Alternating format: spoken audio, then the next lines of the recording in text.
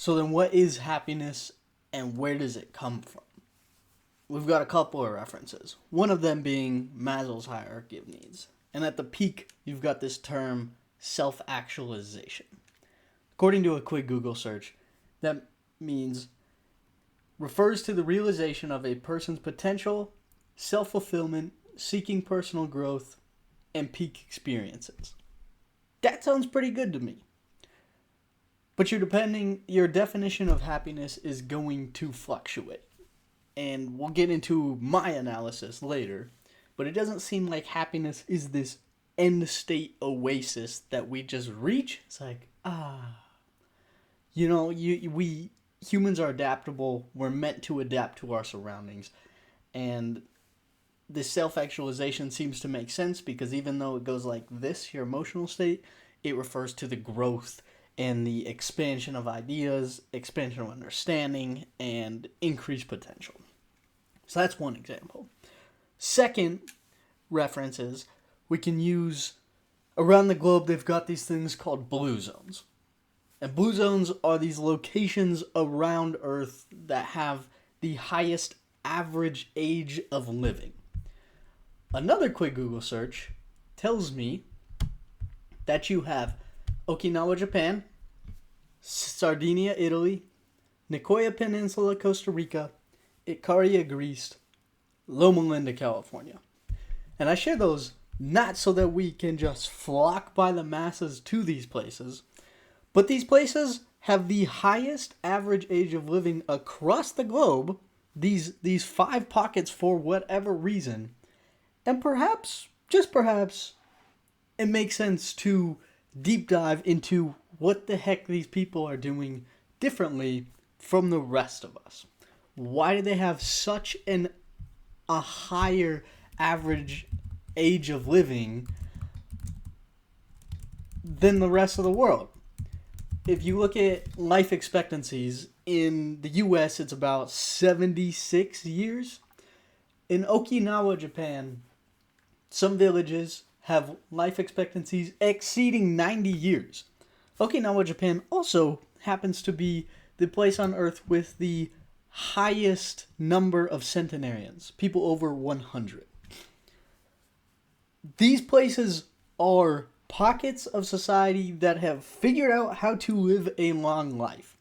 I don't know if that's happiness per se, but I imagine if you're stressed out of your dang mind, you're probably not going to live that long. And they've done analyses of these places. There's a great documentary on Netflix that I have not watched called Bluezones. And they've kind of identified key points in why these people live so long as being diet, gentle exercise, a sense of community. Those are the main things in creating these blue zones, and all of them have all these components. So people are eating very natural.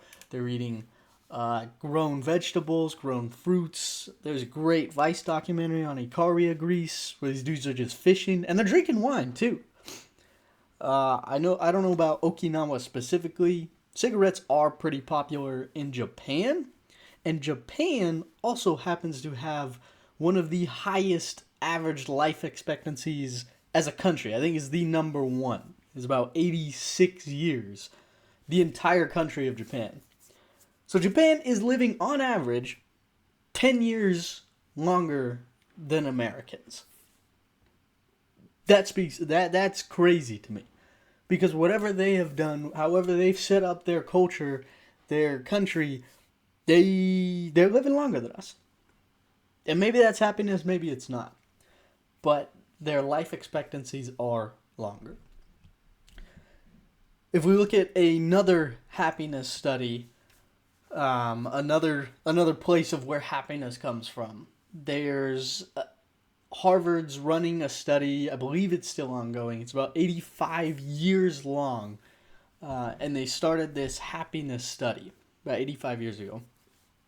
And they took this group of people, about 720 people, and they asked them to be a part of this study.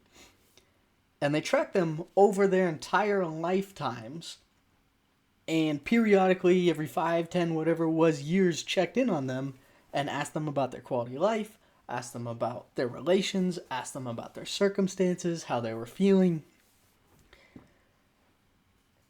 And they had all across the board people. Some people were doctors, some people were lawyers, some people were like homeless. I think one dude ended up being the vice president. Like, it was across the board. Wildly different socioeconomic statuses, the whole gamut. And they found that the single greatest factor contributing to quality of life, or this happiness factor, you can watch the TED Talk, but the single greatest factor was the quality of your relationships. The quality of your relationships. It didn't matter. They found married couples who would bicker back and forth. It didn't matter. All that mattered was, if shit hit the fan, did you have each other's backs? And quality of relationships was the number one factor of determining happiness. I use that study. It's perpetually in my mind. It's always just right here. I'm thinking about it. And I don't think we spend hardly enough time as a society understanding how to develop better relationships, or even the importance of relationships. And I do think religious communities tend to do this far greater than non-religious communities. You know, that's church, and I think that's one of the, from my understanding of it, it seems like that is one of the most valuable things from the religious standpoint. But outside of that as well, you have clubs, you have teams, you have any sort of gathering of these communities. It seems to provide an immense amount of benefit. But the quality of your relationships is really what, at the end of your life, brings happiness. I believe it's still ongoing. These people are old, and they're still periodically interviewing them, if you're interested. Harvard's Happiness Study. There's two more references I want to make. One of them being this article that I found on The Guardian a couple years ago, and incredible. It's this Australian nurse, and she is a caretaker and goes and lives with these elderly folk who can't leave their house because they're so old and they're dying, and she takes care of them until they pass away. Her name's Bronnie Ware, and she did this for, I believe, many years, and at the end of it, she compiled and distilled all of these stories, and not all of them, but the important lessons from all these stories, and she wrote an article called The 5 Regrets of the Dying. It's like a 3-minute read, and completely changed my outlook.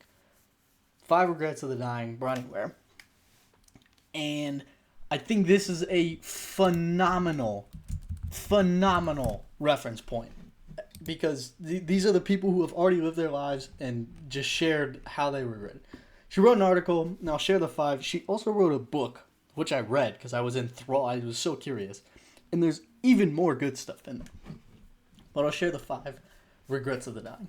Number 1, I wish I'd had the courage to live a life true to myself, not the life others expected of me. Oh, so good. Number 2, I wish I hadn't worked so hard.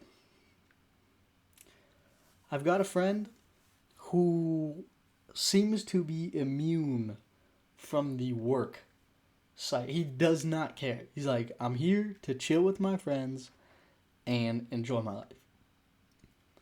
And this dude, it seems so countercultural, especially in the West in America. We seem to have such a high emphasis on working hard, being diligent, earning money, and building the next great thing. And sometimes I wonder if we're missing the mark. Because we've got 10 years less average life expectancy than Japan. And I don't know that we're the healthiest. I don't know that we're the happiest. And the number 2 regret from Bronnie Ware was, I wish I hadn't worked so hard. Number 3, I wish I'd had the courage to express my feelings. They found this primarily with males. So that one hit a little hard. It's like, got some reflecting to do. Number 4, I wish I'd stayed in better touch with my friends. Which, based off the previous study, that's crazy because that directly connects. In the book, she goes in and helps these old people find and track down their long lost college friends, and it brings these people an immense amount of joy. It's truly, it blew my mind because you're dying. It's like, who cares? But these people just meant so much, and it seems like we have a habit of just life gets in the way. But what actually matters? I wish I'd stayed in touch with my friends. And number 5, I wish that I had let myself be happier. That's tough.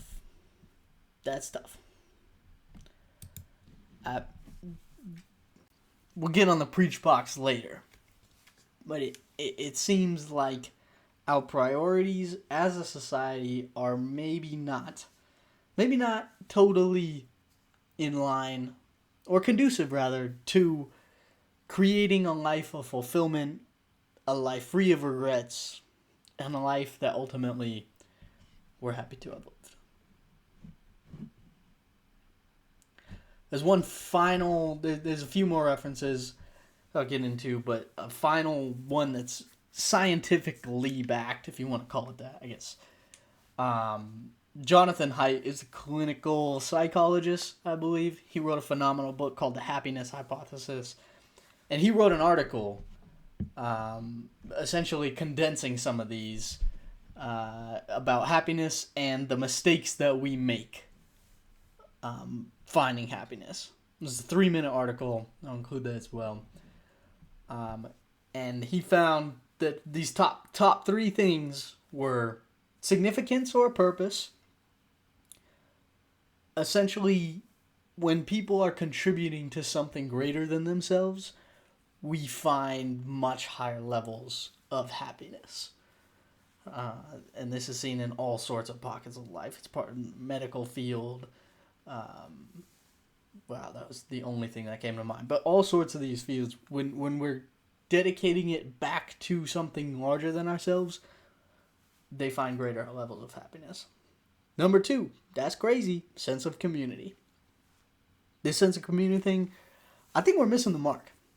In the West particularly, in all of my travels, South America, Panama particularly, and Italy as well, my time in both of those countries were spent with families who I didn't even know. And they were the most caring, generous people, welcoming. I didn't even speak their language. I had no business being in their country, in their home, in their house. And this one family in Panama, they picked me up on Christmas Eve and welcomed me as if I was one of their own. And Christmas, well, didn't even matter. The next week, they all had off. And we would stay up till 2 a.m. just hanging out, munching, drinking, and shooting the shit. I was like, don't y'all have work at 6 a.m. tomorrow? Like, what's going on? And they put such a high emphasis on community, on the social aspect. They also changed my perspective. And I think that's something, as Americans, we're so spread out, and we're pretty territorial, and we're relatively isolated, and it's maybe just nuclear family. And I think we got something to learn. Or, rather, up to the individual to incorporate maybe some more of this community. So I'm very interested in this. And number 3 from Jonathan Haidt's article was gratitude. We'll get more into gratitude as well later. It's so easy to just think about what we don't have and all the things that other people have, and they drive the nicer car and they live in a better area and they've got the nicer house. But I don't think we really start enjoying our own life until we appreciate our own life. J. Cole has a phenomenal song called Love Yours, and it's pretty good. It's pretty good. It's so easy to just look at all the things we don't have and be just poisoned by jealousy versus appreciating that I have this room to sleep in, this bed to sleep in. I eat food every day. The water I drink isn't poisoned with lead. There might be sediments and other heavy metals, but I don't think there's lead in it. And I have a car that lets me drive. I have friends. I have a toothbrush and good dental hygiene.